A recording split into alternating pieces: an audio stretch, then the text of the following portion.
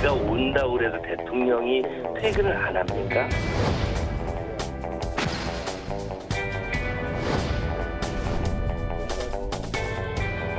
천재지변보다 무서운 것은 윤석열 정부의 안일함과 위기 불감증입니다. 꼭 현장에만 있어야 된다. 저는 그건 아닌 것 같아요. 머물고 계시는 그 자택에도 그러한 그 모든 시설이 거의 뭐 완벽하게 다 갖춰져 있죠.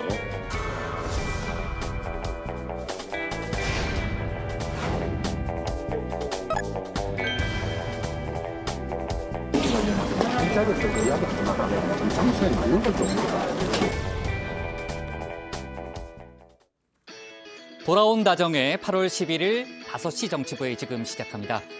지금 이제 서울에는 비가 좀 그쳤지만 충청 남부지방에는 많은 비가 내리고 있잖아요. 끝까지 긴장을 늦춰서는 안 되겠습니다. 조금 전 영상을 보니까요. 국민의힘 지도부가 수해복구 봉사에 나섰는데 오늘 한 국회의원의 발언이 상당히 논란이 됐죠. 네, 김성원 의원의 발언이 논란이 된 건데요. 네. 솔직히 비 좀 왔으면 좋겠다. 사진 잘 나오게 이런 얘기를 한 겁니다. 옆에 있던 이미자 의원이 팔을 때리면서 카메라를 가리켰지만 발언은 이미 생생하게 녹음이 됐습니다. 네, 지금 이제 팔을 때리는 장면이 조금 전에 나왔습니다. 이렇게 했는데 논란이 커지자 김 의원은 입장문을 내고 엄중한 시기에 경솔하고 사려 깊지 못했다고 사과했는데요. 네. 우상호 민주당 비대위원장은 있을 수 없는 망발이라면서 납득할 만한 조치를 취해야 한다고 했습니다. 네, 납득할 만한 조치를 취해야 한다. 이런 주장이 나왔고요. 주호영 비대위원장이 봉사활동 전에 오늘 장난이나 농담, 사진 찍는 걸 주의하라는 그런 경고를 했다고 하는데 네. 오늘 봉사활동의 취지를 퇴색시키는 그런 또 발언이 나왔습니다.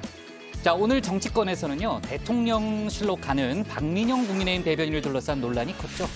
네, 대통령실 5급 행정관으로 근무하게 된 박민영 대변인에 대해서 네. 일배 활동을 한 게 아니냐 이런 논란이 일었습니다. 박 대변인은 언론 인터뷰에서 몇몇 글은 2살 터울의 동생이 작성했다 이렇게 해명을 했는데요. 네. 하지만 민주당은 얼마 전 극우 유튜버 채용 논란을 소환하면서 대통령실이 또 인사검증을 실패한 거다 이렇게 공세를 폈습니다. 좀 더 자세한 내용은 제가 국회 상황실에서 소개해드리겠습니다. 아, 그래요? 본인 코너까지 아주 네, 깨알같이 홍보를 하네요. 이준석 국민의힘 대표 측은 별다른 움직임이 없나요, 오늘은? 네, 주호영 비대위원장이 이준석 대표를 조속히 만나겠다고 얘기를 했는데 맞아요. 이 네. 대표는 오늘 지방에 있다면서 만남 자체에 좀 부정적인 입장을 보였습니다. 또 어제 이준석 대표에 이어서 오늘은 당원 1,558명이 비대위 전환에 반대하는 효력정지 가처분 신청을 했습니다. 네, 본인 거 아니면 홍보를 안 하네요. 그 얘기는 저희가 주민에서 짚어보도록 하겠습니다. 자, 백 반장은 잠깐 여기 있고요. 저 들어가서 좀 얘기를 이어갈게요.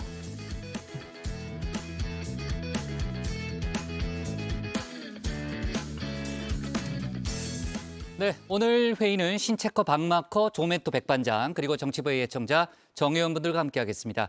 류 실장은 내일 출근하고요. 오늘도 백반장이 국회 상황실을 책임질 예정입니다. 조금 전에 이제 본인 코너를 홍보도 했죠. 신체컨 준비되는 대로 나가면 됩니다.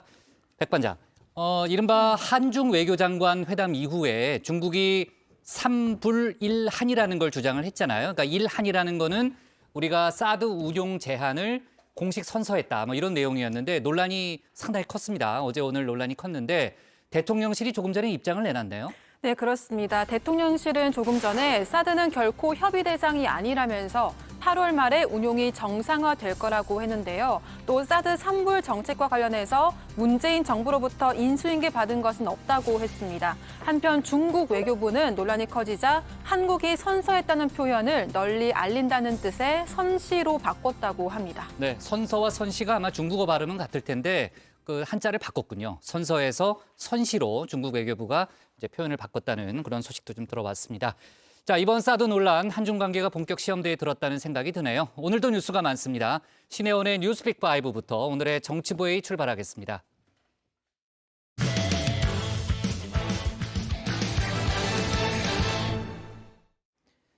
정치권에선 대통령실의 폭우 대응을 놓고 공방이 이어지고 있습니다.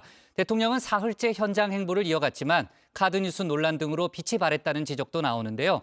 조금 전 백반장하고도 얘기했지만 오늘은 여당에서 사고가 터졌습니다. 수해복구 봉사에 나선 국민의힘 김성원 의원이 비 좀 왔으면 좋겠다. 사진 잘 나오게라고 말한 거죠. 바로 사과를 하긴 했지만 논란은 커지고 있습니다. 관련 소식을 신혜원 체커가 정리했습니다. 네, 별이 5개, 다정해는 5시, 뉴스픽도 5개입니다. 신체커의 뉴스픽 5 시작하죠. 자, 오늘 준비한 소식은요. 네, 반지하 그리고 수해 정쟁, 검수완박 맞대응과 1호 과제 마약, 마지막은 보복과 박멸입니다. 자, 누군가에게는 이번 폭우가 유독 더 가혹했습니다. 이 반지하라 불리는 곳의 위험성은 영화 기생충의 홍수 장면에서 이렇게 묘사된 바 있다. 외신에서도 주목한 반지하의 현실인데요. 영화에서는 주인공 가족이 턱까지 들어찬 물을 퍼내는 장면이 나오는데 현실은 영화보다 더 비극적이었습니다. 창문이 열려 있었나?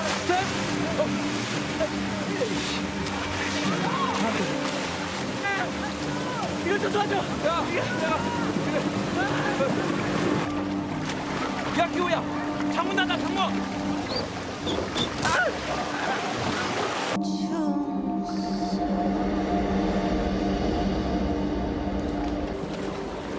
야, 기호야, 뭐하냐 거기서? 네, 수마가 서울을 덮친 지난 8일 관악구 신림동의 반지하 주택에 사는 발달장애 가족 3명이 집 안으로 들어찬 물에 고립돼 숨지는 비극이 일어났습니다. 당시 모두 현장에 출동해 있던 구조차가 뒤늦게 도착했을 때 집 전체가 물에 잠긴 상태였고요. 일가족의 시신은 자정이 넘어서야 수습됐습니다. 남자분이 나하고 둘이서 저 문을 떠들라 하니까 뜯어지나 안 뜯어지죠. 그리고 장비도 없는 거예요. 물이 빨리 차 올리니까는 그걸 못 듣겠더라고요. 네, 다음 날 윤석열 대통령이 직접 현장을 찾았습니다. 지하 1층으로 향하는 계단을 내려가려다가 채 빠지지 않은 흙탕물에 돌아서야 했는데요. 뭘 한번 비춰보지.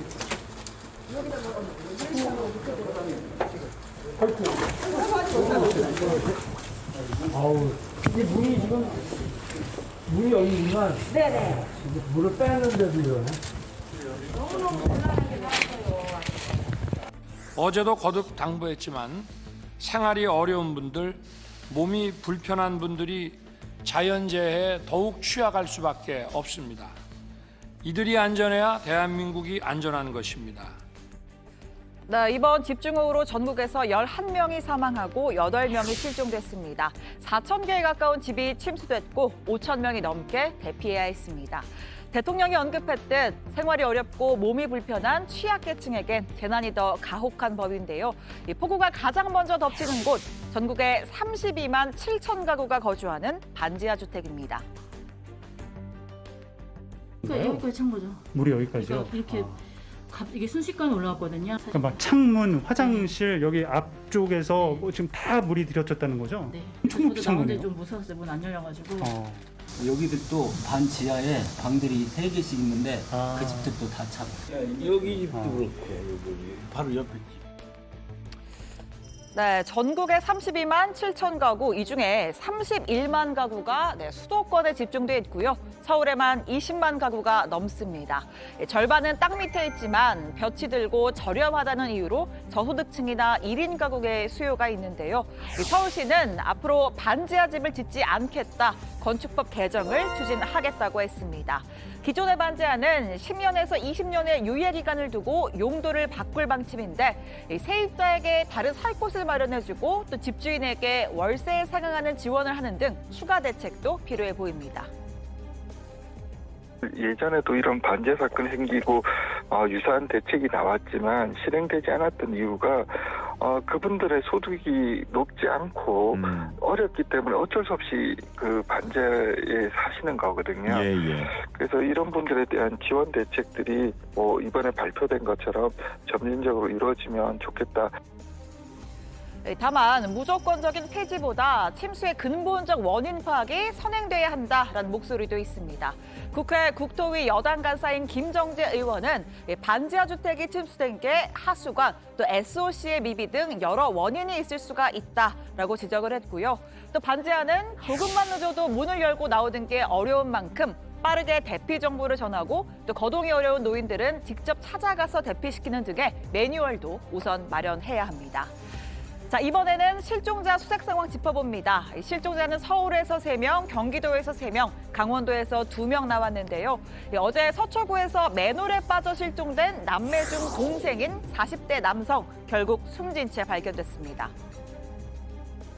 동작 구조대 하고 그 특수부지대가 직접 현장 내부로 들어가서 그 수색 중 발견을 하였습니다.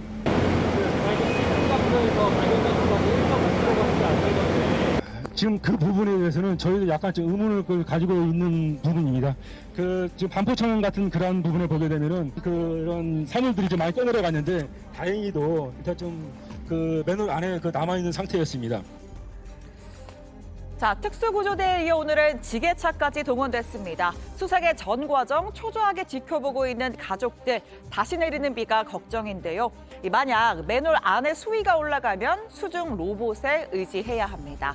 빌딩 지하에서 실종된 두 사람, 건물이 여전히 온통 물이 찬 상태라 배수 작업과 수색 작업을 동시에 진행 중입니다. 있을 수가 없는 거예요. 그러니까 사람이 지나가다가 말이 안 되고 10명 중에 한 명이 속 빠진다. 그건 도로가 그렇게 되면 안 되잖아요. 서울 시내 맨홀이 총 62만 개 정도 됩니다. 강남 지역에선 맨홀 뚜껑을 뚫은 물기둥이 높게 치솟거나 뚜껑이 날아가서 아스팔트가 부서지는 위험천만한 장면도 목격됐죠. 시간당 50ml 이상의 폭우가 지속되면 1분 만에 40kg이 넘는 맨홀 뚜껑이 펑 하고 열려버립니다.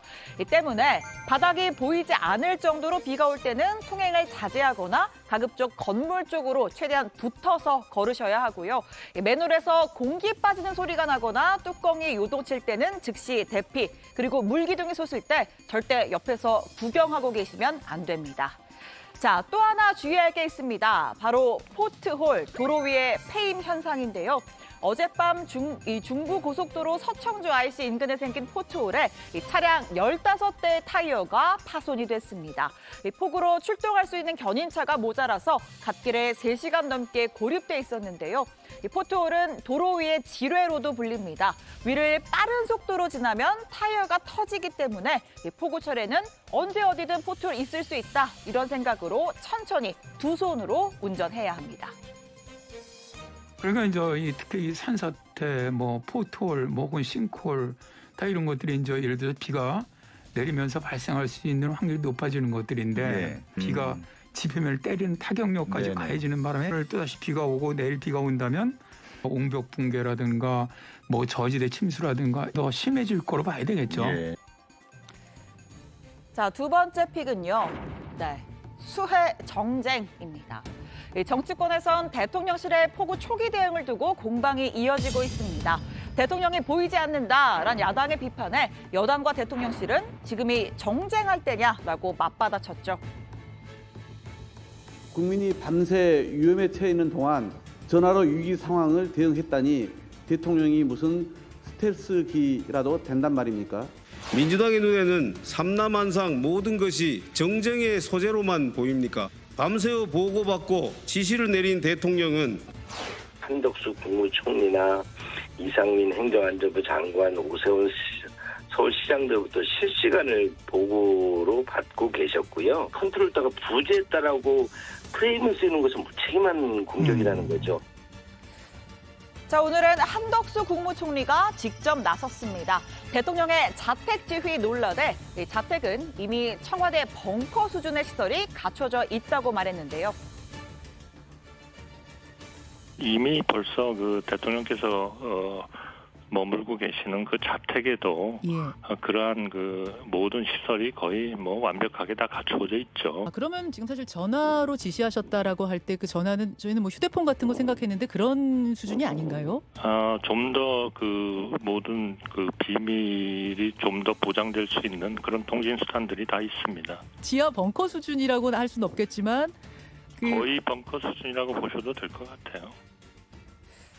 다만 논란이 불거진 후 윤 대통령은 사흘 연속 현장으로 향했습니다. 그제는 일가족이 숨진 신림동 반지하 주택을, 어제는 집중호우로 옹벽이 무너진 동작구의 한 아파트를 찾았죠. 자, 오늘은 서초구의 한 마트를 방문해 농축수산물 수급 현황과 물가 동향을 점검했습니다. 올해는 평소보다 추석이 이릅니다. 명절 맞이를 미리 준비해야 하는데 고물가와 또 집중호우 피해로 인해 민생이 어느 때보다도 어렵습니다.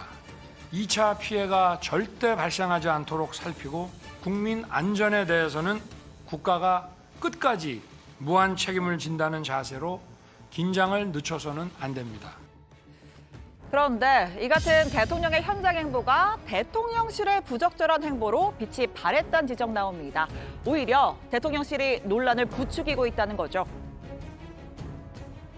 비가 온다고 해서 대통령이 퇴근을 안 합니까? 폭우 피해가 발생했다면 모르지만 제가 퇴근하면서 보니까 벌써 다른 아파트들이 아래쪽에 있는 아파트들은 벌써 침수가 시작이 되더라고요.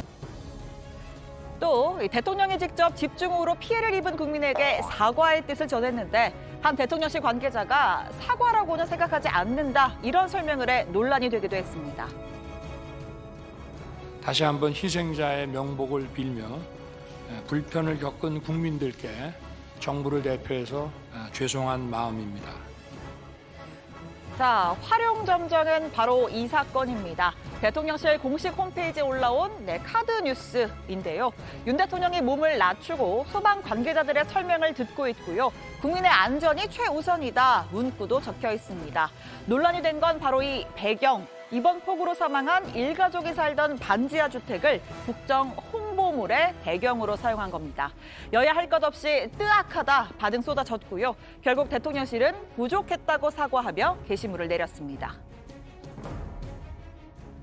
무슨 저 대통령이 계신 데가 상황실이고 뭐 대통령 있는 곳이 상황실이다. 카드 뉴스 나온 거면 뭐 모든 게 표떨어지는 행동이에요. 표떨어지는 소리만 왜 하는 사람들 그런 사람들로 대통령실을 채워놨느냐. 아주 대대적으로 물갈이를 하지 않고 저 참모들 가지고는 뭐 별로 표에 도움 안 될 거예요.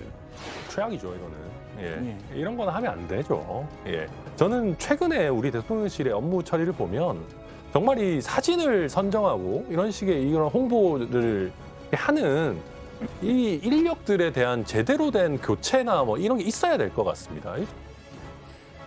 자, 여당에서도 사고가 터졌습니다. 오늘 주호영 비상대책위원장과 권성동 원내대표 그리고 차기 당권 주자를 포함한 국민의힘 전현직 의원들이 봉사에 나섰는데요. 주호영 위원장 보여주기식이 아니라 제대로 봉사하자 결의를 다졌습니다.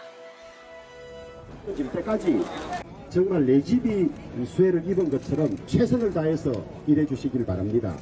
장난치거나 또 농담하거나 심지어 사진 찍고 하는 이런 일도 좀 안 해주셨으면 좋겠고.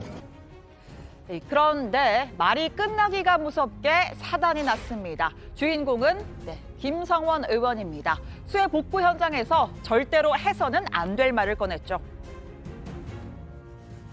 솔직히 비 좀 왔으면 좋겠다. 배춘식 의원님. 사진 잘 나고. 배춘식 의원님. 아니. 이쪽이. 자, 들으셨나요? 비 좀 왔으면 좋겠다. 사진 잘 나오게. 다시 듣고도 참 믿기 힘든 발언입니다. 김 의원이 이 말을 하자 옆에 있던 권성동 원내대표는 순간 먼 곳을 보면서 모른 척을 했고요. 또 이미자 의원이 김 의원의 팔뚝을 때리면서 말리는 것까지 영상에 담겼습니다. 현장에 있던 모두가 부적절한 발언이란 걸 알았을 겁니다. 자, 김 의원 사과문 올렸습니다. 사과해야죠. 엄중한 시기에 경솔하고 사려 깊지 못했다. 상처받은 수해민과 국민께 죄송하고 남은 시간 진심을 다해 수해 복구 활동에 임하겠다고 적었습니다. 호우 피해를 전하느라 오늘도 좀 원고가 길어졌습니다. 분량 조절, 대실패, 어게인. 얼른 들어가서 나머지 새 소식 전하겠습니다. 뉴스픽 5였습니다. 네, 오늘도 분량 조절에 실패했군요. 이젠 별로 놀랍진 않아요. 그러려니 합니다. 오늘 뉴스가 많아서 조금 전 저희가 봤던 김성원 의원의 발언 논란까지 저희가 예상치 못했던 사건들이 생기는 바람에 뉴스를 전하느라 좀 길어진 거니까요. 자, 김성원 의원 정말 뭐 있을 수 없는 발언이라고 아까 신체커도 얘기했지만 큰 실언을 했다고 보여집니다. 사과문을 바로 냈지만 논란은 커지고 있죠. 그 현장 영상 보시면 아까 그 이미자 의원이 막 팔 때리고 만류하는 모습이 보이잖아요. 그러니까 그 주변 다른 의원들도 이렇게 방어를 해주기엔 좀 어려웠던 모습입니다. 방어를 해줄 발언은 아니죠. 그 이후에 주호영 비대위원장의 발언이 또 논란이 됐다는 거죠. 네, 그렇습니다. 이 논란이 불거지자 주호영 비대위원장이 제가 각별히 조심하라고 지금 이 참담한 정서에 안 어울리는 말 하지 말라 이렇게 주의를 줬는데도 김 의원이 장난기가 좀 있다면서 봉사에 나선 큰 뜻을 봐달라 이렇게 이야기를 했습니다. 김 의원의 발언이 장난스럽게 한 말이라고 생각을 하냐 재차 묻자 주 위원장은 김 의원이 늘 보면 장난기가 있다 이렇게 답을 했습니다. 네, 조영 비대위원장의 해명도 역시 이제 논란이 된 그런 상황이군요. 지금 민주당에서는 망발이라는 비판이 나왔죠, 백 반장. 네, 우상호 비대위원장은 국민의힘이 발빠르게 수해 복구 현장을 간 걸 보고서는 굉장히 바람직하다고 생각했다면서 그런데 국민을 도우러 갔다가 국민의 집만 된 건 있을 수 없는 망발이라고 지적을 했습니다. 또 주호영 위원장이 김 의원이 장난기가 있다고 해명한 데에 대해서는 비대위가 생기자마자 또 실망감을 주는 것이냐, 주 위원장은 합리적이고 상식적인 분이니 납득할 만한 조치를 취할 것이라고 기대한다고 말했습니다. 네, 자 좋습니다. 나머지 이제 3, 4, 5픽도 좀 짚어볼까요? 네, 그래픽 잠깐 주실까요?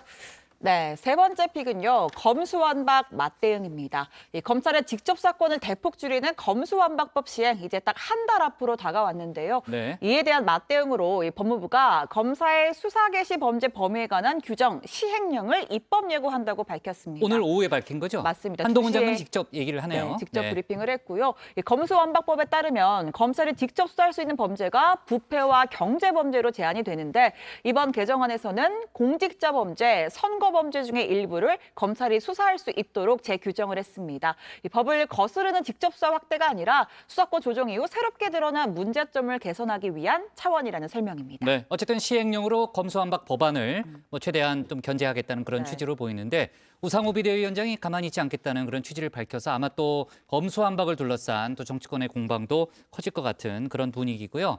한동훈 장관이 집중호우로 피해를 당한 사건 관계인은 소환 조사를 자제하라는 지시를 내렸다고요? 네, 한 장관이 검찰에 이번 폭우 피해를 입은 사건 관계인들에 대한 조치 방안을 면밀하게 마련할 것을 지시했다라고 밝혔는데요.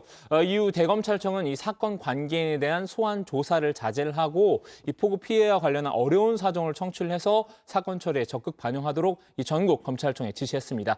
또 법무부는 법률구조공단, 마을 변호사 등을 활용을 해서 수해 주민들에게 법률 지원을 해주고 사회봉사명령 대상자를 수해 현장에 긴급 투입해서 복구를 지원하도록 했습니다. 네, 자, 네 번째 픽은 누가 할래요? 제가 하겠습니다. 아, 그래요? 네, 네 번째 픽은 1호 과제 마약입니다. 어제 취임한 윤희근 신임 경찰청장 국민 체감 전략 과제 첫 번째 지시로 강남 일대 클럽에 마약을 집중 단속하라고 했습니다. 이에 서울 경찰청을 중심으로 마약 범죄 TF를 꾸리고 클럽 유흥업소 밀집지인 강남, 용산, 마포 등 6개 지역의 단속 전담팀을 지정을 했는데요. 얼마 전 강남 유흥업소에서 필로폰이 든 술을 마신 손님과 종업원이 사망하는 사건이 있었습니다. 이처럼 마약이 일상 깊이 파고들었다는 심각성을 인지해서 이번 지시를 내린 걸로 보입니다. 네, 백 반장 마지막 픽은 누구한테 시킬까요? 조멘토? 조멘토? 네. 조멘토 해요? 예, 늘 후배말이 경청하는 제가 정리를 하겠습니다. 예, 마지막 키워드는요. 보복 박멸인데요. 북한에서 또 말폭탄이 쏟아졌습니다. 일단 김정은 위원장이 전국 비상방역회의를 주재한 가운데 북한 내 코로나 위기가 완전히 해소됐다 이렇게 선언을 했는데요. 이 시각 당 중앙위원회와 공화국 정부를 대표하여 역내에 유입되었던 신형 코로나 비루스를 박멸하고 인민들의 생명 건강을 보호하기 위한 최대 비상방역전에서의 승리를 쟁취하였음을 선포합니다. 이어서 토론에 나선 동생 김여정 부부장, 남측에서 코로나 바이러스가 유입이 됐다면서 강력한 보복 대응을 검토하고 있다. 바이러스는 물론 남조선 당국 것들도 박멸해버리는 것으로 대답할 것이다 이렇게 주장을 했습니다. 참 그리고 김정은 위원장이 코로나에 걸렸던 걸 암시하는 듯한 발언도 있었는데요. 아, 그래요? 예, 네. 김여정 부부장이 원수님이 고열을 심하게 앓으셨다면서 공식석상에서 김 위원장의 건강 상태를 직접 언급을 했습니다. 네, 고열을 심하게 앓았다. 뭐 단언할 수는 없지만 가능성은 있는 발언이네요. 자, 신체과학 오른 오늘의 원픽은 뭡니까? 네, 오늘 원픽입니다. 수해 정쟁 키우는 정부 여당. 비 좀 왔으면 좋겠다. 실언 논란입니다.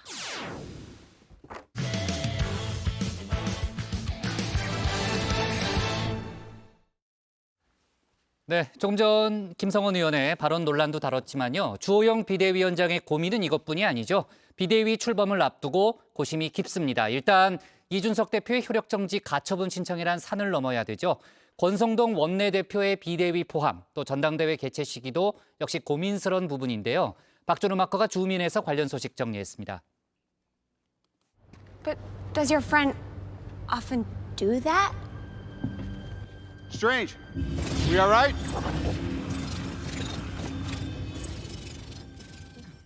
영화 어벤져스 시리즈의 한 장면입니다. 이 가부좌를 튼 닥터 스트레인지가 뭔가 명상에 잠긴 모습이죠. 눈을 감은 채 고개를 이리저리 흔드는데요. 뭘 하고 있는 중일까요?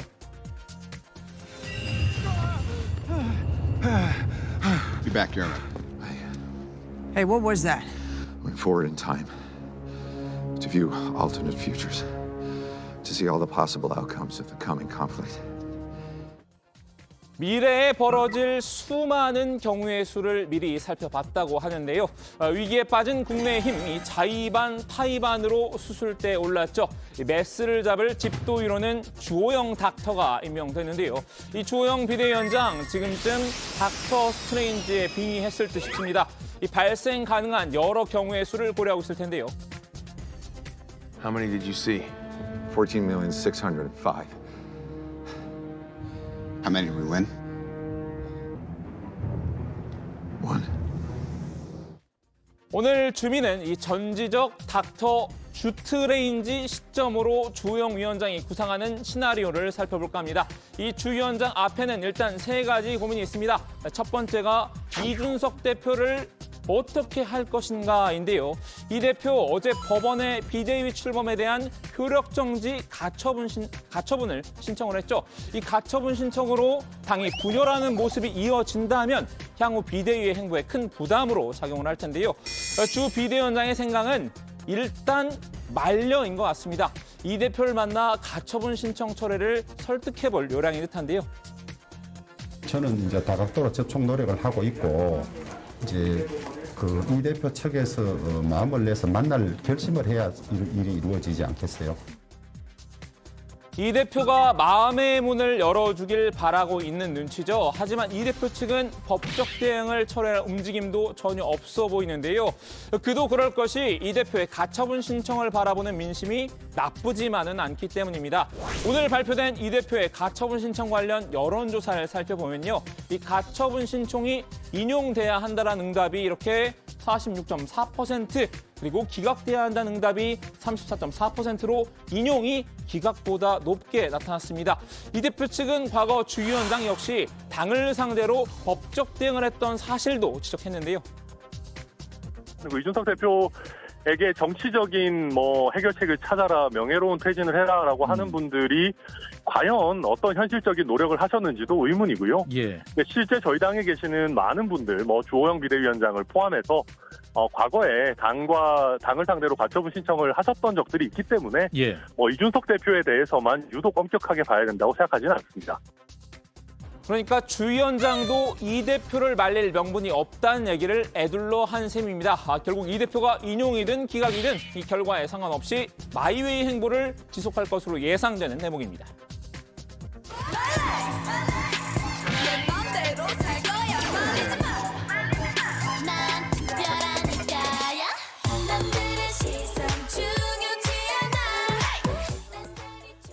여기에 이 대표를 지지하는 당원 모임이죠. 이 국민의힘 바로 세우기도 오늘 법원에 효력정지, 가처분을 신청을 하면서 이 대표에게 힘을 보탰는데요. 내일 이제 아마 저희가 그 단체 소송할 것 같은데 한 1,560명 정도는 확실하게 의사를 표현을 했습니다. 그래서 이건 당원들이 그렇게 한다는 것은 저는 유례를 좀 찾기 힘들고요. 이 당원들의 분노, 그리고 카페 가입자도 지금 2,500명이 넘었거든요. 주 위원장도 신경이 곤두설 수밖에 없었나 봅니다. 오늘 이 대표 관련 질문에 날카로운 반응을 보이기도 했습니다.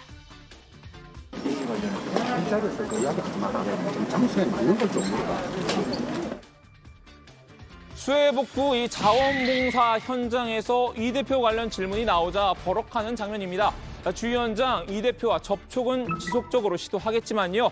동시에 소송전도 준비할 수밖에 없는 상황입니다.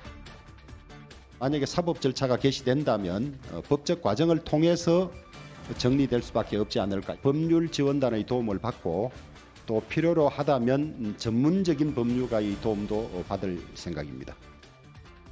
이 대표의 전면전 선언과는 별개로 주 위원장은 지금 비대위원 인선에도 속도를 내고 있죠. 다만 또 한 가지 걸리는 부분이 있습니다.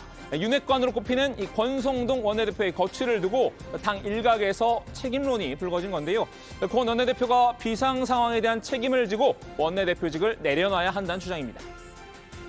당헌 당규를 고치든지 본인이 원내대표 자체를 사퇴하든지 하지 않는 이상은 그 어려운 일이기 때문에 어쩔 수 없는 부분이 있는 것 같고 이렇게 만약에 들어오게 된다면 본인이 그런 비판을 의식해서 역할을 잘해 주시는 게 중요한 것 같습니다. 차기 당권 주자들도 이 권성동 책임론을 제기 중인데요. 권 원내대표에게 재신임을 물어야 한다는 겁니다. 거기에 대해서도 사실 권 원내가 스스로 재신임을 묻고 거기에 대해서 이 그 의원총회에서 거기에서 결정을 하는 것도 하나의 방법이 될 수 있다. 저는 그렇게 봅니다. 당사자인 권 원내대표는 책임론에 대해서 불쾌감을 고스란히 드러냈는데요. 이 원내대표직 사퇴는 물론 비대위 불참에 대해서도 선을 그었습니다. 한마디로 말도 안 되는 소리라는 입장입니다.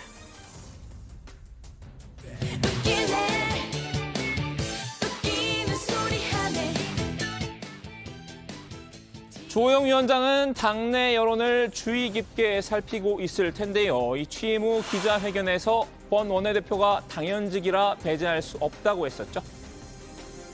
당연직으로 참석하게 돼 있는 경우는 비대위원장으로서 어떻게 할 도리가 없지 않습니까? 하지만 하루 사이 살짝 기류가 바뀌었습니다. 일단 빠져 카드도 만지작거리고 있는 모양새입니다. 원내대표나 그 정책위의장은 당연직으로 이제 들어가는 걸로 알고 있는데 지금 현재 계신 분들도 지금 이번 비대위에 포함되는 거에 이제 수순으로 이어질지 아니면 뭐 좀 새 인선으로 꾸려질지도 좀 궁금해서 그것도 고민해 보겠습니다.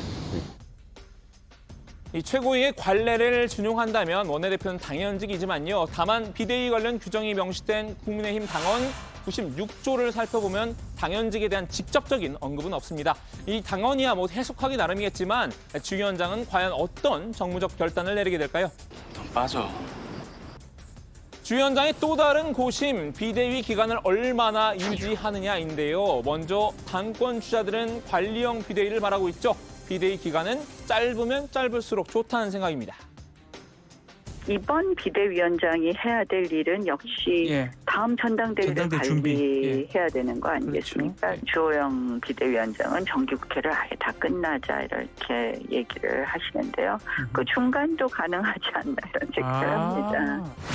비대위를 장기화시키는 것은 우리 스스로 계속 그 비상 사태에서 벗어나지 않고 있다는 것을 자인하는 것과 비슷한 거죠. 이런 상황을 조기에 해소해서 당을 정상화, 안정화시켜야 되는 것이지. 조기 전당대회를 개최해서 차기 당대표를 되도록 빨리 선출해야 한다는 건데요. 반면 주 위원장의 판단은 일단 미뤄입니다. 당 일부에서는 실무적으로 짧게도 가능하다, 빠르게 안정화를 시켜야 된다라는 목소리도 있습니다. 그러면 비대위를 할 거 뭐 있어요? 선거관리위원회를 구성해가 하면 되지. 이 조기 전당대회 개최에 부정적인 견해를 피력한 셈인데요. 주 위원장은 당장 당에 필요한 혁신과 전당대회 관리란 이 두 마리 토끼를 모두 잡겠다는 심산입니다. 우리 비대위는 혁신과 변화를 꾀하는 일을 함과 동시에 전당대회도 관리해야 되기 때문에 저는 비대위의 성격을 지으라면 혁신형 관리 비대위다 이렇게 명명하고 싶습니다. 자, 오늘은 이 닥터 주트레인즈가 생각하는 향후 시나리오는 뭔지 살펴봤는데요. 주 위원장, 지난해 당대표 선거 때도 정치적 연륜을 앞세웠었죠. 이번에도 연륜을 무기로 위기를 헤쳐나갈 수 있을지 주목됩니다. 오늘 주민 한마디는 과거 주 위원장의 말로 대신하겠습니다. 우리가 에베레스트를 원정하려면 동네 뒤산만 다녀서는 안 되고 설악산이나 지리산 등 또 중간 산들도 다녀보고 원정대장을 맡아야 하지. 네. 자, 내일 국민의힘이 아마 비대위를 구성할 걸로 예상이 되는데 국민의힘이 이제 비대위 체제로 전환하면서 역시 이제 비대위원회 누가 선정이 될지 관심이 쏠리고 있습니다. 어떤 성향의 인물이 들어가느냐에 따라서 저희가 비대위가 어떤 방향으로 갈지 대충 좀 짐작해 볼 수 있는 그런 사안이 있잖아요. 지금 나오는 얘기로는 어떤 게 있어요? 네, 일단 주호영 위원장은 비대위원을 총 9명으로 구성할 계획이라고 하는데요. 당원 당규상 비대위원은 위원장을 포함해 최대 15명으로 구성할 수 있지만 효율적이고 신속한 의사결정을 위해서 9명으로 꾸리겠다는 게 주 위원장의 설명입니다. 위원장 본인과 권성동 원내대표, 성일종 정책위의장을 당연직으로 본다면 6명을 비대위원으로 임명할 수 있습니다. 주 위원장은 이 당내에서만 구성을 하면 국민의 생생한 민심이나 밖에서 보는 의견을 전할 수 없기 때문에 외부에서 2-3분 정도 모실 생각이라고 밝혔는데요. 후보군에 대한 의견을 많이 들어서 혁신이나 변화에 도움을 줄 수 있는 분들을 고르겠다고 말했습니다. 특히 계파 시비에서 자유롭게 구성하겠다는 방침인데요. 여성도 필요하면 1-2명 포함할 계획이라고 합니다. 네. 자, 일단 윤핵관은 최대한 배제할 걸로 일단 보이는데 신채거 지금 이제 당 안팎에서 거론되는 인물이 있어요? 네, 일단은 비대위원 6명, 3명은 당내 그리고 3명은 외부 인사 이렇게 절반씩 나눠서 좀 인선할 걸로 보이는데요. 원내 인사는 소속 의원의 절반을 차지하는 초재선에 우선 안배하는 방안을 유력합니다. 또 외부 인사는 지지율 취약층이라고 볼 수 있는 여성, 청년을 대표할 인물을 영입할 것으로 보입니다. 내외를 막론하고 당에 도움이 되고 미래를 설계하는 도움이 되는 분이라고 하면 아마 고민하시지 않을까 생각을 합니다. 중립적인 인사하고 또 적극적으로 좀 나서서 쇄신할 수 있는 혁신과 쇄신을 할 수 있는 그러한 분들을 저는 찾을 것으로 예상을 합니다. 네, 초선그룹에서는 대통령직 인수위 출신인 정희용 의원이 거론되고 또 이 서초구청장 출신 조은희 의원도 물망에 오르고요. 네. 재선그룹에서는 김정재 의원, 정점식 의원 그리고 김성원 의원 오늘 발언 거론이 때문에 되고 있었는데 쉽지 않겠는데요. 네. 그렇군요. 네, 이 원외 인사로는 한국개발연구원 출신인 경제통 윤희숙 전 의원이 후보군 물망에 올랐다고 하는데요. 다만 주 위원장이 대구 출신이다 보니까 대구 경북 출신 인사들은 배제가 좀 될 것으로 보입니다. 비대위 구성 작업에도 속도가 붙을 전망인데요. 주 위원장이 가급적 빨리 하는 것이 좋다라고 밝힌 만큼 이번 주에 산임 전국위원회를 열어서 비대위 임명안을 가결할 걸로 보입니다. 네, 아마도 이제 내일이 유력한데 저희가 속보가 나오면은 내일 정치부회의에서 자세히 다루도록 하겠습니다. 자, 어제 이준석 대표가 결국 법적 대응에 나섰고요. 오늘은 이준석 대표를 지지하는 당원 모임, 국민의힘 바로 세우기가 가처분 신청을 했다는 거죠? 네, 그렇습니다. 이 대표를 지지하는 당원 모임, 국민의힘 바로 세우기는 법원의 비대위 전환에 대한 효력정지 가처분 신청을 접수했습니다. 국민의힘 책임당원 1,558명을 대리해서 당의 잘못된 비상대책위원회 전환에 대해서 헌법과 법률에 의해 독립된 사법부의 판단을 받아보고자 한다고 밝혔습니다. 이 국바세 대표인 신인규 전 상근 부대변인은 대한민국 헌법 가치는 윤석열 정부의 핵심 중의 핵심이라면서 가처분 신청은 놀라운 일이 아니다. 이 정당의 자율권으로 도저히 설명할 수 없는 비상식적 행동이 마구 나오고 있다. 잘못됐다고 지적한 소송일 뿐이라고 설명을 했는데요. 정당의 민주주의가 무너지면 국민을 대표할 자격이 없는 사람들이 국민을 지배하는 모순된 상황이 발생하고 이것은 국민의 삶을 어렵게 만드는 근본적 원인이라고 지적했습니다. 네. 자, 어쨌든 비대위는 비대위고 차기 당권에 관심이 있는 주자들의 움직임은 활발합니다. 어제 저희도 얘기했지만은 안철수 의원에 이어서 나경원 전 의원도 몸이 다 풀려 있다라는 그런 발언을 했고 김기현 의원도 또 열심히 뛰고 있죠. 자, 근데 어제 누가 소개했지? 조멘토가 소개했는데 여론조사 결과가 하나 나왔잖아요. 이제 유승민, 이준석 대표가 이제 선두권을 형성한 여론조사였는데 다른 주자들의 반응은 어떻게 나오고 있어요? 네, 어제 조멘토가 정치인싸에서 소개를 했던 맞아요. 바로 그 여론조사인데요. 네, 그래프 한번 주시죠. 네, 이 여론조사고요. 네, 이 조사에 대해서 출마 의사를 내비친 나경원 전 의원이 언급을 했습니다. 민주당 지지자들까지 포함된 조사다라는 건데 한번 들어보시죠. 사실은 저는 이제 저 조사는 늘 어떻게 보면 민주당 지지자, 국힘 지지자가 모두 한꺼번에 조사합니다. 민주당은 여론조사를 늘 본인들 당 지지자들에게만 여론조사를 하는데요. 우리는 조금 왔다 갔다 해요. 어떨 때는 뭐 전체 조사를 하고 어떨 때는 우리 당 지지층한테만 조사하는데 저 조사는 사실은 일반 국민 전부에게 조사한 것이고 거기에는 민주당 지지층도 포함되어 있다고 생각을 합니다. 그런 의미에서 뭐 의미 있다고도 볼 수 있지만 또 그런 의미를 그런 부분을 좀 감안해서 봐야 될 조사다 이렇게 봅니다. 네, 그러니까 유승민, 이준석 두 사람의 지지율이 높았던 거는 민주당 지지자들의 좀 역선택이 있었을 수 있다라는 그런 설명이네요. 네, 그렇습니다. 국민의힘은 전당대회에서 당원 70, 일반 여론조사 30%를 반영하니까 당심이 더 중요하다 강조한 걸로 보이고요. 나 의원은 본인의 정권 도전 여부에 대해서는 확실하게 언급은 안 했지만 더 생각해보겠다 가능성을 열어뒀습니다. 네, 나 전 의원은 국민들이 정치인 행보를 볼 때 그 시기에 이 사람이 대표를 대통령이라는 게 좋다는 마음의 합의가 됐을 때 큰 자리로 갈 수 있다면서 뚜벅뚜벅 제의를 하겠다고 밝히기도 했는데요. 이준석 대표를 향해선 본인의 성비 사건으로 이렇게 흘러왔다면 잠시 쉬고 물러나야 하는데 쉼과 물러남이 없다 이렇게 비판을 했습니다. 네, 자 좋습니다. 오늘 주민 제목 이렇게 정리하겠습니다. 자막이 좀 어렵네요. 이준석 일단 말려, 권성동 일단 빠져, 전대 일단 미뤄로 제목을 잡겠습니다. 박마커가 잡은 제목이죠? 네, 맞습니다. 네, 좋습니다. 다음은 백다의 반장의 국회 상황실입니다.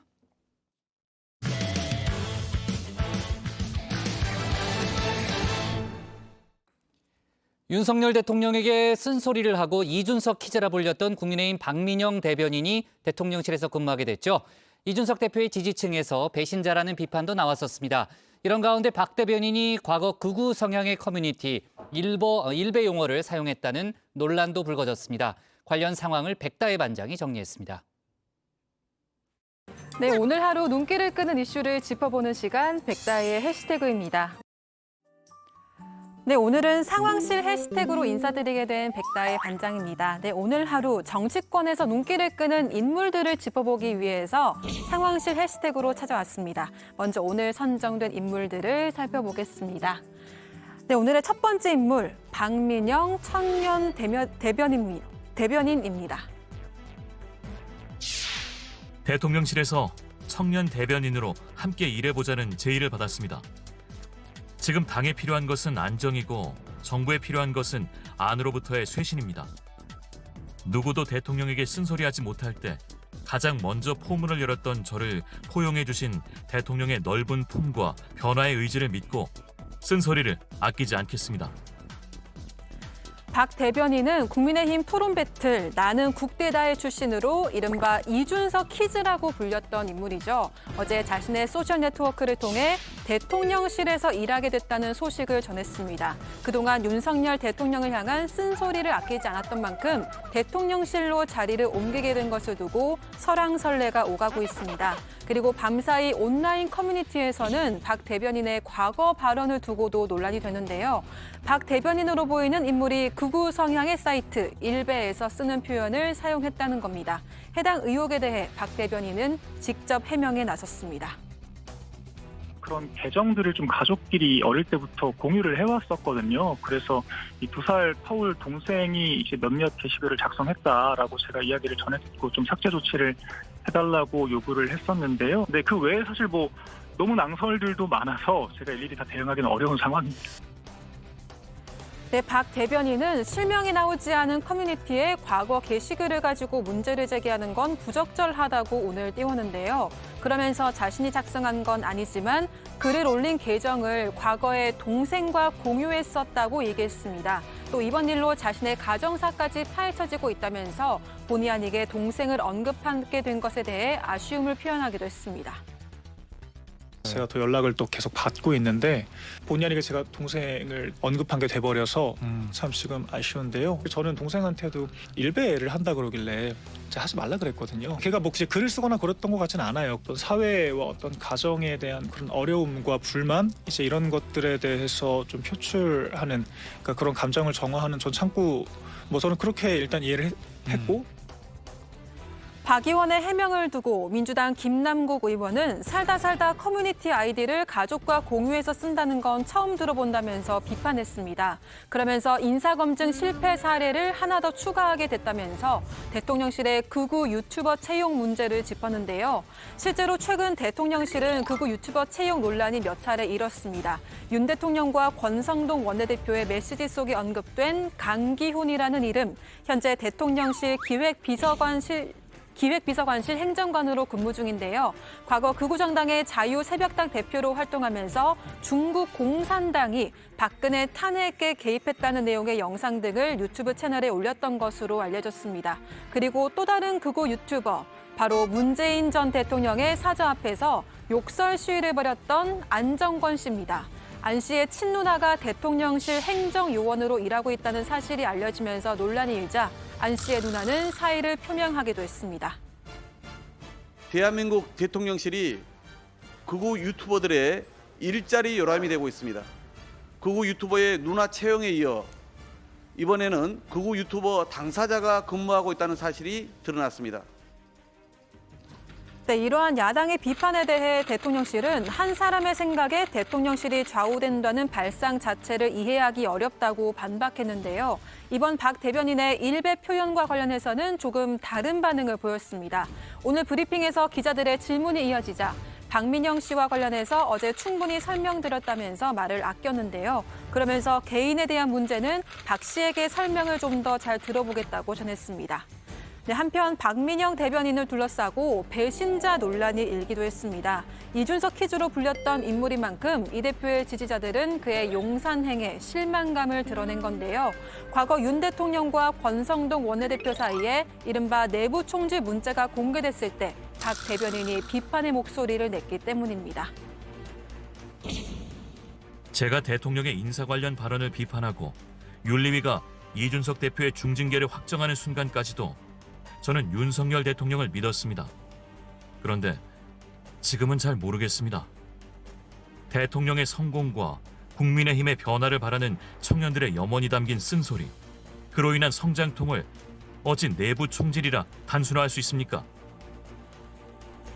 하지만 정작 배신자 논란의 당사자들은 어제 소셜네트워크를 통해서 해당 논란을 일축했습니다.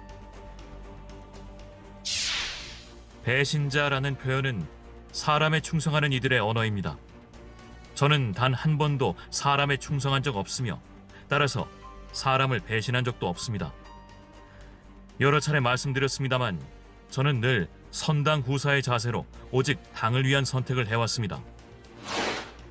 박민영 대변인에게 충성을 요구한 적이 없으니 충성을 받은 적이 없습니다. 그리고 충성을 받지 않았으니 배신도 아닙니다. 같은 대변인 직함이지만 그곳의 근무 환경은 좀 다를 겁니다. 젊음이란 자유의 몸이 아니면 행복할 수가 없는데 잘 헤쳐나가길 기대합니다.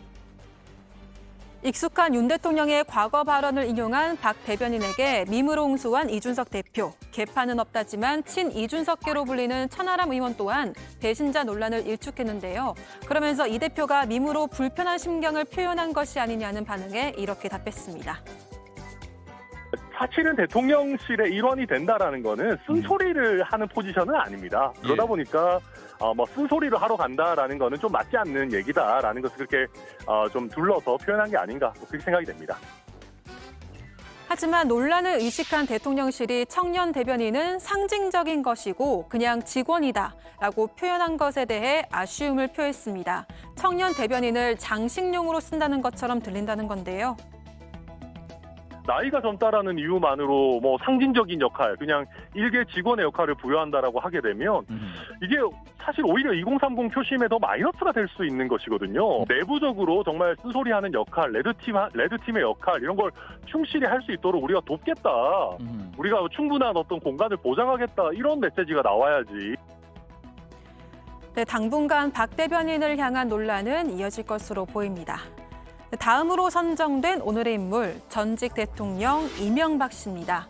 내일이면 윤 대통령의 8.15 특별사면 대상자가 발표됩니다. 윤 대통령의 첫 특별사면인 만큼 많은 관심이 모이고 있는데요. 특히 전직 대통령 이명박 씨와 김경수 전 경남지사가 포함되느냐를 놓고 여러 갑론의박이 오가기도 했습니다. 하지만 최근 낮은 국정 지지율을 의식했을까요? 정치인들은 사면 복권 대상에서 제외된다는 보도가 잇따랐습니다. MB계 좌장으로 꼽히는 국민의힘 이재호 상임고문은 이 소식을 들은 MB의 반응을 전하기도 했습니다. 이명박 대통령은 안 그래도 그 건 때문에 아침에 통화를 했는데, 통화를 했는데 그러시더라고. 첫 마디가 윤석열 대통령 생각이 있을 것 아니냐. 두 마디, 두 번째는 윤석열 대통령이 국정을 안정시키는데 내 사면을 안 하는 것이 네. 도움된다면 뭐 그렇게 해도 좋다. 그래도 내가 대통령을 했던 사람인데 국가와 당이 안정되기를 바라는데 네. 그 국가와 당이 안정되는데 내 사면이 제외된다고 하면 그건 난 받아들이겠다. 네네. 이재호 상임고문에게 사면 안 해줬다고 너무 이야기하지 말라고 당부했다고도 얘기했는데요. 하지만 이 상임고문은 MB의 사면을 거듭 촉구하고 나섰습니다. 이명박 대통령 사면한다는 건 후보 때 공약이잖아요. 네. 대통령 공약이었잖아요. 네. 그리고 대통령 되고도 계속 이야기했잖아요. 맞습니다. 그런데 지금 대통령 지지도가 떨어지니까 안 하겠다 이런 이야기잖아요. 네네. 그러면 대통령 지지도하고 이명박 대통령 사면하고는 아무 관계 없는 거예요. 만 사면 안 하는데 지지도가 더 떨어지거나 그대로는 어떻게 하겠어요? 전직 대통령 이명박 씨의 사면은 윤석열 대통령의 공약이기도 했습니다. 또 당선인 시절에는 MB의 사면 등을 놓고 문재인 정부와 힘겨루기를 하기도 했었죠. 윤석열 당선인은 이명박 전 대통령의 사면을 요청하겠다는 생각을 오래전부터 견지해왔습니다. 이번 만남을 계기로 국민 통합과 화합의 계기가 마련되기를 기대합니다. 그랬던 만큼 여권에서도 이번 사면 결정에 대해 아쉬움의 목소리가 나오고 있습니다. 이명박 대통령 사면한다는 것도 공약이었어요. 그 다른 공약은 그냥 신수단식 뭐 청와대 옮기고 뭐 민정수석 제2부속실도 저렇게 그렇게 여러 사람들이 되게 좀 경륜 있는 사람들이 그거 해서 저거 하라고 그러는데도 그렇게 공약을 했던 거를 요새 저거 하면 지지율 좀 더 빠질까 봐 비겁하죠. 홍준표 대구시장도 비판의 목소리를 냈습니다. 사면은 검찰의 잣대가 아닌 정치의 잣대라고 지적했는데요. 그러면서 지지율을 의식한 결정이라는 점에 대해서도 비판했습니다. 지지율이 더 내려갈 일이 있냐면서 대국민 약속이 더 중요하다고 꼬집은 건데요. 한편 야당인 민주당에서도 국민 통합을 위한 사면 요구가 나왔습니다. 사면권을 행사할 거면은 저희는 당연히 그런 점에서 그런 뭐 대통령의 고위 권한일지라도 국민 통합이라고 하는 측면의 진정성을 얼마나 담아낼 것인지도 중요한 문제다라고 보고 있습니다. 내일 대통령의 결단에 따라 향후 정치권에서도 그 영향이 이어질 것으로 보입니다. 관련한 소식은 내일 정치부 회의에서 확인해 주시길 바랍니다.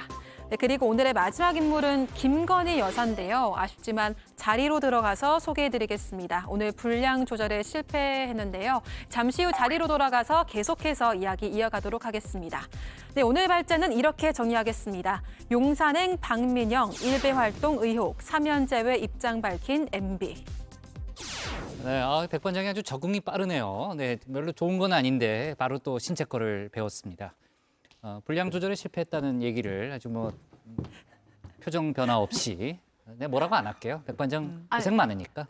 신체커가 롤모델이어서. 아, 롤모델이로서? 네. 그래요? 얼마 전에 조멘토가 롤모델이라고 하지 않았어요? 아니, 전혀. 그런 말 한 적 한 번도 없나? 롤모델이 아닙니다. 아, 롤모델이 아니에요? 네. 저도 뭐 이런 후배는 피고 싶지 않아서. 뭐 그렇게까지 정색을 하고 뭐 충분히 넘어가 줄 수도 있는 문제인데 아주 정색을 하고요. 아니라고 얘기를 하네요. 자, 그 마지막 인물 김건희 여사 관련된 오늘 속보도 좀 있습니다. 그 얘기는 누가 좀 문을 열까요? 아까 보니까 주민 포맷을 따라했더라고요. 그래서 저한테 기회를 주신 것도 아니에요. 해시태그예요. 해시태그. 제가 근데 오늘의 인물 좀. 네, 제가 말씀을 드리겠습니다. 네. 네, 그럼 오늘의 마지막 인물은 윤석열 대통령의 부인 김건희 여사입니다. 어제 상황실에서도 김 여사의 논문 표절 의혹과 관련한 소식들을 전해드렸는데요. 숙명여대 졸업생 동문회가 자체 조사한 결과 최소 48.1%에서 54.9%의 표절률이 나왔다고 알렸습니다. 하지만 숙명여대 관계자는 학교 입장을 정리해서 낼 수 있는 단계가 아니라면서 명확한 입장을 내놓지 않았는데요. 한편 국민대 논문 표절 의혹으로 넘어가면 내일 국민대 교수들의 임시총회가 예정돼 있습니다. 이 때문인지 임홍재 국민대 총장이 새로운 입장을 내놨습니다. 네, 아무래도 내일 열리는 국민대 교수진의 임시총회에 대한 맞대응 차원으로 보이는데요. 최근 김 여사의 논문 논란에 대해서 순수하게 연구윤리 기준과 관점에 따라 독립적으로 구성된 기구에서 판단한 내용이 존중받기를 바란다라고 했습니다. 또 제3자인 국가기관이나 일부 국회의원이 조사회의록 제출 여부를 강요할 수 없다고도 강조했습니다. 내일 참 교수들의 총회가 예정이 돼 있군요. 내일 또 관련 속보가 들어올 걸로 보입니다. 내일 사면 발표도 있고 또 국민대 교수진들의 임시총회도 있으니까 백반장도 좀 분주하게 움직여야 되겠네요. 네, 유정아 실장이 오니까 제가 일을 잘 분배를 하겠습니다. 뭐 할 얘기 없어요? 네, 계속해서 말씀을 드리면 이런 상황에서 민주당에서는 거듭 국민대가 재조사에 나서야 한다 이렇게 목소리를 높였는데요. 잠시 들어보시겠습니다.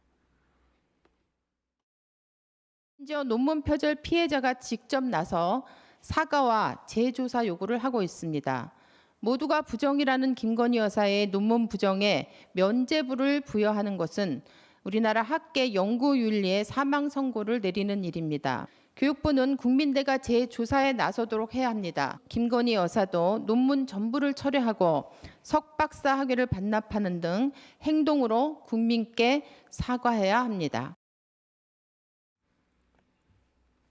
네, 내일 오전 10시 국민대 교수회의 긴급 임시총회가 예정돼 있습니다. 이 자리에서 공식 대응 방안을 결정한다는 계획입니다. 네, 자 다른 소식도 좀 짚어볼게요. 김학의 전 법무차관에 대한 대법원 선고가 오늘 내려졌는데요. 9년에 걸친 재판이 마무리가 된 거죠, 형사재판이. 네, 그렇습니다. 대법원이 오늘 뇌물 혐의로 기소된 김 전 차관의 재상고심에서 무죄 판결을 확정했습니다. 김 전 차관은 스폰서 역할을 한 건설업자 최모 씨에게 4,300만 원을 수수한 혐의를 받았는데요. 1심은 무죄, 2심은 징역 2년 6개월과 벌금 500만 원을 선고했었습니다.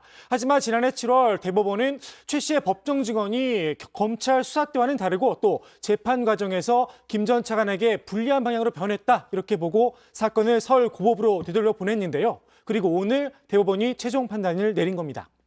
네, 이로써 2013년 3월에 별장 성접대 동영상으로 촉발된 김학의 전 차관 사건은 의혹 제기 9년 5개월 만에 마무리가 됐습니다. 애초 검찰은 동영상 속 인물이 김 전 차관이라고 확신할 수 없다는 이유로 무혐의 처분했는데요. 하지만 6년 만인 2019년 문재인 정부 때 특가법상 뇌물 혐의로 김 전 차관을 기소했습니다. 성접대도 뇌물로 지목됐는데요. 하지만 공소시효 등의 이유로 성접대 부분은 면소 판결을 받았고 뇌물 부분은 반전에 반전을 거듭했습니다. 오늘로 김 전 차관에 대한 형사재판은 끝났지만 불법적인 출국금지 논란과 관련된 재판은 별도로 진행 중입니다. 네. 자, 그렇고요. 지금 분위기로는 이제 전직 대통령 MB가 사면에서 제외될 가능성이 높아 보이는데 오늘 다른 뉴스도 있었습니다. MBC를 상대로 낸 정정보도 소송에서 졌다는 거죠? 네, 그렇습니다. 이제 오늘 대법원이 이명박 씨가 이 MBC 탐사기 엑스트레이트를 상대로 낸 그 정정보도 및 손해배상 청구 소송 상고심에서 이 원고 패소로 판결한 원심을 확정을 했습니다. 스트레이트는 2018년 이 씨에 대한 해외 비자금 의혹을 제기했고요. 이 씨는 같은 해 정정보도 청구와 함께 손해배상 청구 소송을 냈는데요. 1심과 2심이 청구를 기각을 했었는데 대법원도 마찬가지로 이 씨의 상고심을 기각을 한 겁니다. 이 재판부는 이 방송 내용이 공공의 이익을 위한 것이라서 내용 및 수단의 상당성이 인정이 돼 위법하지 않다고 판단했습니다. 네, 자 좋습니다. 오늘 발제, 상황실 발제 이렇게 정리하겠습니다. 용산행 박민영 일배 의혹, 사면 제외 입장 밝힌 MB로 제목을 잡겠습니다. 다음은 조익신 멘토의 정치 인사이드로 갑니다.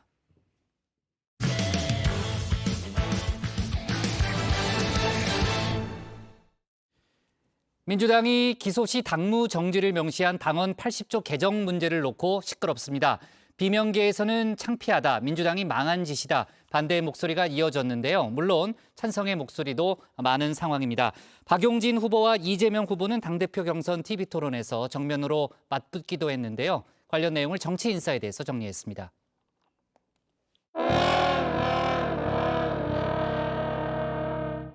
저는 정말 좀 창피합니다.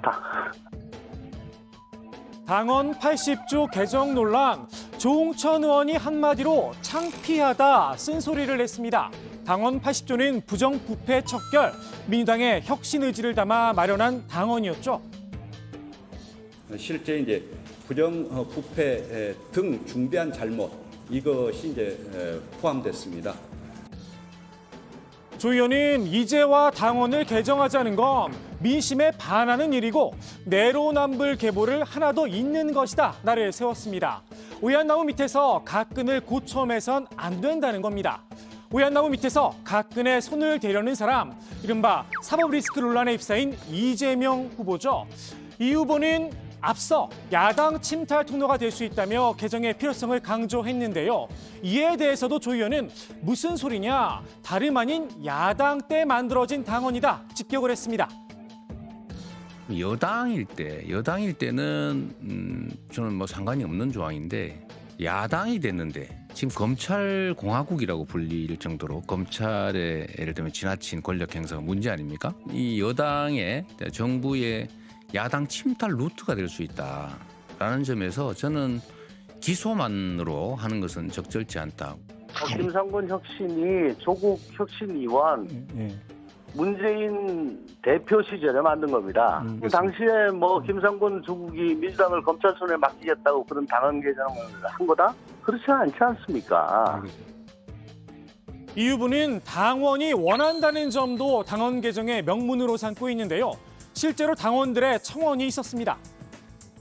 이미 당원 청원 게시판 통해서 5만 명 이상이 요구한 사안이고 또 그 전부터 관련된 논의가 전준위에서 있었던 걸로 저희는 알고 있고요. 절차에 따라서만 논의할 예정이다 이 말. 당내에선 당심이 늘 옳은 건 아니라는 비판의 목소리도 나왔는데요.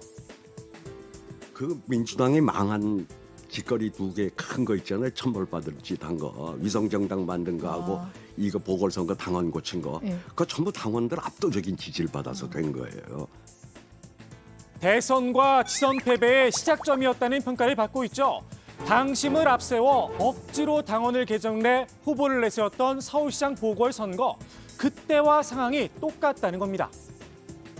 이번에 뜻을 저희들이 온라인 투표로 여쭤본 결과 매우 높은 투표율과 매우 높은 찬성률로 당원들께서는 후보자를 내서 유권자의 심판을 받는 것이 옳다 하는 판단을 내려주셨습니다. 이번 당헌 개정안도 우리 전당원 투표의 결과를 반영한 그러한 내용이 되겠습니다. 당헌 개정 논란은 당권주자들 사이에 신경전으로도 번졌는데요. 결국 이 후보의 사법 리스크가 이번 논란의 근원이죠. 이 후보가 탄압의 근거를 내놔야 한다. 마녀 사냥이냐 정면 충돌했습니다. 이재명 후보께서 지금 정치 탄압을 당하고 있고 국기문란한 상황이라고 설명을 하셨으니까 그와 관련해서 우리가 같이 싸우려면 그런 근거와 자료를 주시면 같이 싸우겠다 이런 말씀을 오히려 드리는 거예요. 마녀가 아닌 증거는 동지로서 같이 이야기했으면 좋겠고. 마녀가 아닌 증거가 어디 있습니까 세상에. 네, 마녀인 증거를 본인이 내셔야죠. 마녀라고는 그 수사기관이 하는지 모르겠습니다만 저는 그런 말씀 드린 적 없으니까 오해 없으셨으면 아닌 증거를 내라면서요. 좋겠고요. 그러니까 그런 건 조심해 주시면 좋겠습니다. 이 후보가 민감하게 반응한 이유, 검경이 관련 수사에 속도를 내고 있기 때문인 듯한데요. 법인카드 유용 의혹을 받고 있는 김혜경 씨, 그제 경찰이 출석 요구서를 보내왔다고 하죠. 이 후보 측은 이 사실을 먼저 알리며 경찰 수사에 적극 협조하겠다고 밝혔는데요. 지난해 8월 국회의원 부인들과 함께한 식사 자리에 대한 해명도 함께 내놨습니다. 당시 본인 식대는 정치자금 카드로, 나머지 식대는 법인카드로 결제를 했다고 하는데요. 김혜경 씨는 법인카드로 결제한 사실을 몰랐다는 겁니다.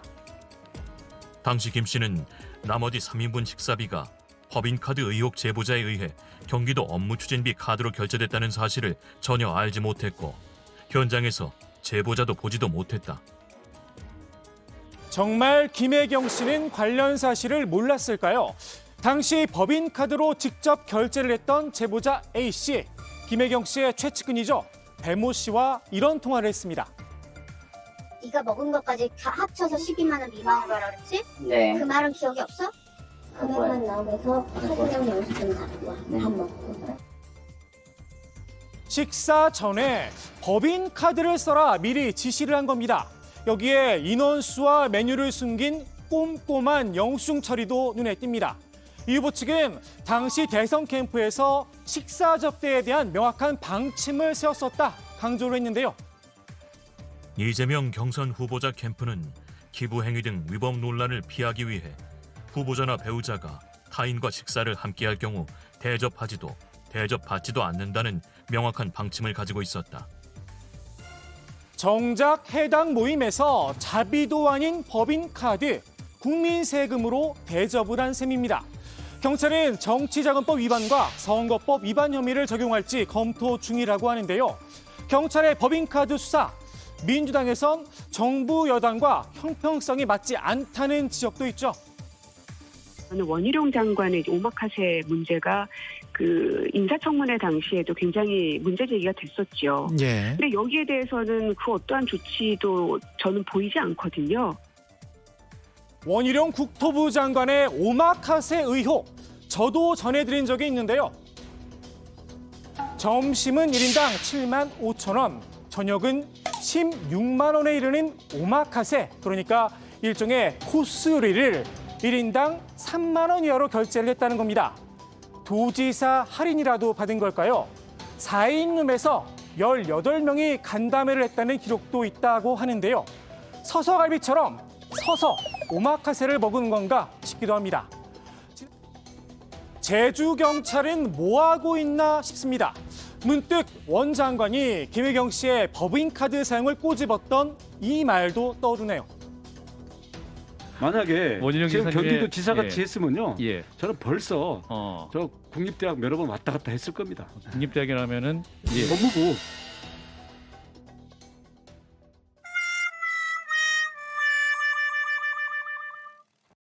아무래도 이제 대세가 이재명 그 당대표다 보니까 런닝메이트 형식으로 그분들이 이제 적극적으로 이재명과 함께 한다라는 그거를 선거 전략으로 쓰는 것이기 때문에 모두 다 친명이다라고 이렇게 보기에는 어려울 것 같고요. 민주당 최고위원 경선, 현재 당선권의 비명계는 고민정 후보가 유일하다는 말이 나오고 있죠. 당 지도부가 사실상 친명 일색이 될 수 있다는 우려 섞인 목소리가 나오는데요. 당대표도 최고위원도 서로의 건강한 균형을 맞출 수 있어야 되기 때문에 진영을 다하는 게 아니라 선출을 하는 것이거든요. 예. 그래서 조금은 다른 결의 목소리를 오히려 내려는 노력들을 보였어야 되는 게 아닌가 하는. 친명 중에도 친명, 찐명으로 통하죠. 김남국 의원도 이런 비판이 조금 부담이 됐나 봅니다. 친명으로 분류된 후보들 전부 다 친명이라고 볼 수는 없다. 친명 감별사로 나섰습니다. 김 의원이 인정한 진짜 친명, 박찬대 서영교 후보입니다. 지난 대선 과정에서 박 후보는 대변인, 서 후보는 상황실장 역할을 맡았었다는 겁니다. 반면 정청래, 장경태 후보는 친명까지는 아니다 선을 그었습니다. 정청래 의원님은 어떤 계파를 형성해서 정치를 하시는 분이 아니고 우리 국민과 가깝게 소통하면서 아주 개혁적인 어떤 그런 성향을 가지고 계시는 분이신데요. 이제 아무래도 여러 가지 가치적인 측면, 정치 노선적인 측면에서 이재명 의원과 가깝다라고 이렇게 봐야 될 거고요. 그다음에 이제 장경태 의원도 그런 차원에서 정치 색깔이 같은 것이지 어떤 계파를 형성해서 친명이다라고 이렇게 보기에는 어려울 것 같습니다. 이재명 후보를 위해 당대표 출마까지 포기했다는 정청래 후보, 조금 섭섭할 수도 있을 듯합니다. 정청래가 살아온 정치적 삶이 선당우사 백의정군 아니었는가. 그렇다면 나의 역할을 할 수 있는 포지션이 무엇일까. 또 당원가지들을 만났을 때 저보다는 이재명을 더 당대표로 원하더라고요. 다만 정 후보는 현재 득표율 1위를 달리고 있죠. 끝까지 가봐야 알겠지만 지금으로선 당선 안정권인데요. 김남국 의원이 친명이라고 인증한 서영교 후보는 아슬아슬하게 5위입니다. 비명계인 윤영찬 후보와 자리를 바꿀 수 있는 상황인데요. 김 의원의 친명 감별, 서 후보를 밀어주기 위한 큰 그림이 아닌가 싶기도 합니다. 큰 그림으로 나를 좀 밀어달라는 당권 주자도 있죠. 박용진 후보인데요. 강훈식 후보에게 또다시 단일화를 제안했습니다. 내일부터 국민 여론조사가 시작되는데요. 이제 남은 시간이 얼마 없다는 겁니다. 당 변화의 에너지가 모이고 있다라고 하는 것을 보여드리는 게 필요하다고 생각을 합니다. 박용진 혼자서는 못할 거라고 저는 생각합니다. 강훈식 혼자서도 어렵다고 생각합니다. 같은 세대, 같은 비전, 같은 방향 이런 것들이 일정하게 접점이 만들어지고 합의가 됐다고 생각하신다면 시간이 얼마 남지 않았다고 하는 점을 공감하신다면 이제 우리 모두 결단을 해야 될 때가 되지 않았나 이런 생각을 하고 있습니다. 어떤 방식이든 강 후보가 제안하는 방안으로 단일화를 하겠다고도 했는데요. 강 후보의 반응, 단일화의 명분도 감동도 없다. 한마디로 회의적이었습니다. 강훈식이라는 사람이 민주당의 미래와 비전을 이야기하는 비행기를 활주로에 띄워야 되는데 활주로에 자꾸 단일화라고 하는 방지턱을 설치하는 느낌이라서요. 이번 주말 강 후보의 홈그라운드인 충청권 권리당원 투표 결과가 발표되죠. 강 후보 입장에선 지금 단일화를 서두를 이유가 없다는 분석도 나옵니다. 박 후보, 단일화 없이 반명 전략만으로 싸움을 이어가야 할 듯 싶은데요. 반대 논리만으로 얼마나 더 지지세를 끌어모을 수 있을지는 의문입니다. 오늘의 정치 인사이드, 국민의힘 천하람 혁신위원이 박 후보에게 띄운 조언으로 마무리합니다. 박용진 의원은 이제는 이재명 의원에 대한 어떤 공격은 좀 그만하시는 게 좋다고 봐요. 네. 지난 대선 경선 때도 보면 이재명 의원 굉장히 매섭게 공격하다 보니까 또 당내에 있는 많은 당원들의 미움을 받게 됐거든요. 그래서 좀 적당한 수위 조절도 필요하다. 네. 자, 97그룹 단일화가 잘 진행이 안 되는 이제 그런 분위기고요. 오늘 박용진 의원은 이제 어떤 방식이든 다 수용할 용의가 있다라는 그런 입장을 보였지만 강훈식 의원이 조금 이제 부정적인 입장을 피력했네요. 다만 지금 시점에서는 별 의미가 없다는 얘기를 했기 때문에 이 지금 시점이라는 단서가 좀 달려 있긴 합니다. 저희가 앞으로도 상황을 좀 보고요. 그 양자 대결 관련된 여론조사 결과도 조금 전 나왔는데 저희가 아직은 이제 막 나온 거라서 그래픽이 준비가 안 돼 있으니까 이거는 내일 추가로 얘기를 해보도록 하겠습니다. 지금 당원 80조 개정 문제를 놓고 민주당 안에서 의견이 분분한 그런 상황이잖아요. 우상호 비대위원장은 조금 당원 개정에 긍정적인 입장을 내비쳤다는 거죠? 네, 가능성을 좀 열어두는 발언인데요. 이 우상호 비대위원장은 단순히 기소됐다는 이유만으로 불이익을 줄 거냐는 문제는 신중하게 들여다볼 필요가 있다라고 밝혔습니다. 이 최종 결정은 전당대회 준비위원회에서 토론을 해보고 비대위원회 의견을 들어봐야 한다면서도 이 개인적인 의견으로는 야당이 지금처럼 윤석열 대통령과 이 한동훈 법무부 장관의 정치보복 수사에 노출돼 있는 상황을 고려해야 한다고 말했습니다. 네, 우 비대위원장은 단순히 이재명 후보만 대상으로 검토할 문제가 아니라고 했는데요. 현재 친명, 비명할 것 없이 모두 수사 대상이 돼 있다면서 친명, 비명의 문제가 아니고 정치보복 수사에 대해 우리 당이 어떤 입장을 취할 것이냐와 연동돼 있다고 강조했습니다. 우리 당 의원들이 정치보복 수사에 노출되는 걸 방치할 수 없다는 게 개인적인 입장이라는 겁니다. 네, 그러니까 이재명 구하기 방탄 아니냐라는 그런 논란이 있으니까 이재명 의원만의 문제가 아니라는 점을 또 우상호 비대위원장이 강조를 했군요. 어제 친문계인 전해철 의원이 당원 개정에 반대한다는 입장을 공식적으로 밝혔습니다. 또 최고위원 경선에 나선 고민정 의원도 비슷한 입장을 내비쳤죠. 네, 그렇습니다. 어제 전해철 의원은 당원 80조, 2015년 문재인 당대표 시절에 의결된 당의 혁신안이다. 이를 전당대회 과정에서 바꾸거나 없애는 것은 그동안의 당 혁신 노력을 공개적으로 후퇴시키는 일이라고 비판했습니다. 또 본인이 반명은 아니지만 비명이란 걸 부인하지 않겠다라고 했었던 네, 역시 친문계죠.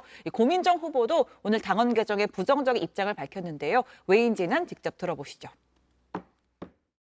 개정을 하겠다라고 하면 이재명 의원을 위한 방탄용이다라고 공격이 들어올 것이고요. 만약에 개정을 안 하겠다 하면 이재명 의원을 버릴 것이냐라고 얘기가 될 겁니다. 그래서 이 이슈 자체가 사실은 아이러니하게도 이재명 의원님의 입지를 굉장히 좁아지게 하는 것이다. 국민의힘 쪽에서는 민주당의 당원 개정 논란 또 논의에 대해서 위인 설법이다 공세를 펴고 있죠. 네, 그렇습니다. 국민의힘의 차기 당권을 노리고 있죠. 김기현 의원은 이재명 의원 한 사람을 위해서 제1야당의 당원까지 바꾸는 그야말로 위인설법이 자행되고 있는 것이라면서 난 뭐가 뒤가 구린 사람이다라고 자인하는 꼴이다. 다름이 없다. 이렇게 비판을 했습니다. 이재명을 위한 꼼수 당원 개정이다. 날을 세웠습니다. 네, 김기현 의원이 당권 도전에 상당히 적극적인데 이재명 의원을 많이 요즘 최근에 공격하는 그런 분위기가 있더라고요. 자, 오늘의 정치 인사이드 이렇게 정리하겠습니다. 박용진 탄압 근거 내라. 이재명 마녀 사냥이냐. 김남국 친명 감별사로 제목을 잡겠습니다. 자, 오늘 정치부에는 여기까지 하겠습니다. 백반장 내일은 국회 상황실 안 할 거예요? 응답하라 다정회로 응답하라 다정회 내일 해야죠. 인사를 드리겠습니다. 네, 유정아 실장은 연락이 없네요. 내일은 이제 온다고는 연락이 알겠죠. 있었다. 내일 온다고 연락이 있었다. 자, 좋습니다. 내일도 뉴스가 많으니까요. 잘 준비해서 회의를 하도록 하겠습니다.